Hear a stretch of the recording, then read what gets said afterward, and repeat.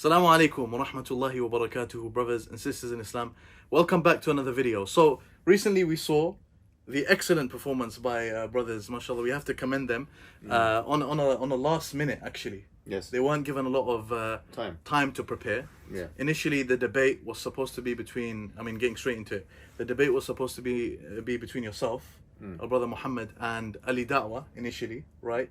And then them two on the other hand. And Robert Spencer and Rashid Hamami on the other side, right?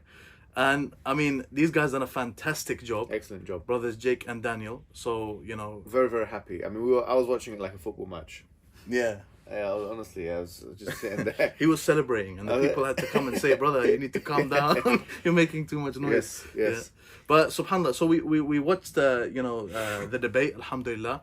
And there are certain things that we wanted to comment on, okay, specifically related to this guy, Rashid Hamami. Now, for all of the people, there's going to be a lot of people, because this man is an irrelevant man, but there's going to be a lot of people in the English audience. He is an irrelevant man, isn't he? There's going to be a lot of people. I was checking his Twitter. He barely gets any interaction. He was boasting about his Twitter, saying I got 2 million followers. Oh my God, that's really bad actually. Yeah. Because you don't just look at the followers, you look at the engagement. Engagement, of course.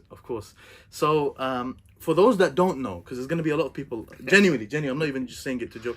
There's going to be a lot of people that don't know who this guy is. Yeah. Can you tell them in brief who he is? This individual is an anti-Islamic apologist in the Arab world. He's known for sham apologetics. He's a faux apologist, non-professional. Nothing has been done it's actually been peer-reviewed in the East, in the Middle East, or in the West.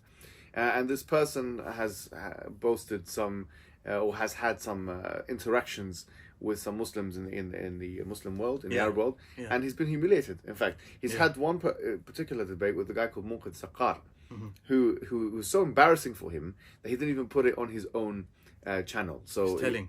It is telling. So this guy he's not on the level. And this is his first major test with people that have actually studied comparative religion and philosophy and stuff like that. People with experience outside of Sakar, because the other guys he debated weren't really comparative religionists. And he was absolutely humiliated. He did a terrible job. I think Christians. I was reading the comments and seeing some of the kind of commentaries and stuff like that. They was very upset. They were disappointed. Actually, with Patrick, that he invited someone like this to represent the Christian side. Yeah. Did you see that as well? Yeah. Actually, the fact is, Robert Spencer and Rashid Hamami, with their history, they're actually Islamophobes. Yeah, sure. They're actually Islamophobes. They're not academics. They're not. The thing is, Robert Spencer, although he's an Islamophobe and he's not peer reviewed himself, everything is vanity publishing, and he's not qualified in it. Both of these men are not qualified in Islam. Yeah. Despite that, at least he came across as somewhat coherent.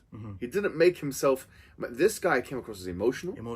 He came across as all over the place. Overcompensating. It's absolutely not on. He shouldn't be on a show like this. I think it's the first and last time he's going to represent the Christians in English. We're going to go into this right now. So let's actually get straight into. Let's let the videos do the talking, because to be honest with you, we don't need to say anything about him. He's going to tell you himself. Right? So we have this first video, which actually shows something.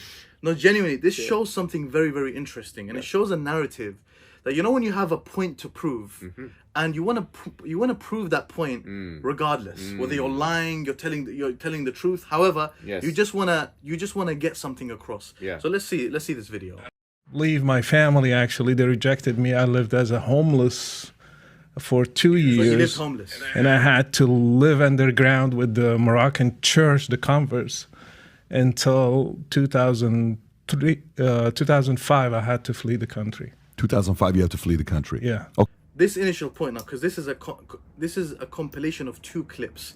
Where he is clearly, explicitly contradicting himself. Yeah, let's take a look at it. In the first clip, what does he say? He lived as homeless. He was living underground, homeless. It's a sob story, etc. Let's see the second clip now. I would love to live among my family, but I left not because of the economy. I was doing well, but because I don't have freedom of religion. Leave my family. Actually, so in the first clip he says he left because he's homeless. He had to be underground with the converts. He had to be ducking and diving. That's the image he's painting. I was ducking and diving. I was underground. I was struggling. Okay. That's right. And then in the second clip, That's right. And this is why I said initially, Yeah. when you want to prove a point, when you want to say something, put something across, you don't care whether you're lying, you're telling the truth, whether you're coherent, incoherent, you just want to get this across. So the second point, what does he make clear? He says, no. He's doing well. No, I was doing well. No, I was doing well. I was doing perfectly fine. But I left because of religion. I wanted to... I think someone from the border control agencies. Yeah, I think should be actually looking at this and rechecking his visa. We know the US are very, very strict with who they let into the country. I mean, this is fraudulent. And this is crazy. It didn't even look like a religious debate. Do you know what it looked like? This man was begging for asylum. He was begging for asylum, and he was using valuetainment. He was using valuetainment to try and help his visa application. That's what he was doing.